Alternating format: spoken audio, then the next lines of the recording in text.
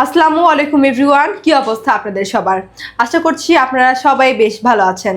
ফ্লাইয়াত aviation থেকে আমি ইভা আপনাদের সবাইকে জানাচ্ছি স্বাগতম। প্রিয় দর্শক, আজকে আমি কথা বলবো সৌদি আরবের সরাসরি কোম্পানি ভিসা নিয়ে। তাই সব কিছু বিস্তারিত জানতে হলে অবশ্যই আমার এই ভিডিওটি সম্পূর্ণ দেখতে হবে। সৌদি আরবের সরাসরি কোম্পানি ভিসায় আপনি যেতে পারবেন এখন আমাদের মাধ্যমেই, এবং সেখানে আপনি কাজ করতে পারবেন ওয়্যার হাউসে টেলারিং পদে। সেখানে আপনাদের বেসিক ডিউটি টাইম হয়ে যাচ্ছে 10 ঘন্টা করে সপ্তাহে 6 দিন, এবং এর পাশাপাশি আপনারা ওভারটাইমও করতে পারবেন।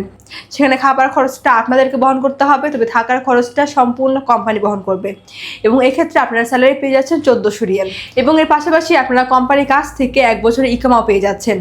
এবং আমরা এই ফুল প্রসেসিংয়ের জন্য সময় নিচ্ছি মাত্র 45 দিন। তাই আপনারা যারা এই অল্প সময়ের মধ্যে আমাদের মাধ্যমে সৌদি আরবে সরাসরি কোম্পানি ভিসা যেতে চান, তারা এখনই যোগাযোগ করুন আমাদের ফ্লাইয়াত এভিয়েশন অফিসে এবং জমা দিয়ে যান আপনার ফাইলটি।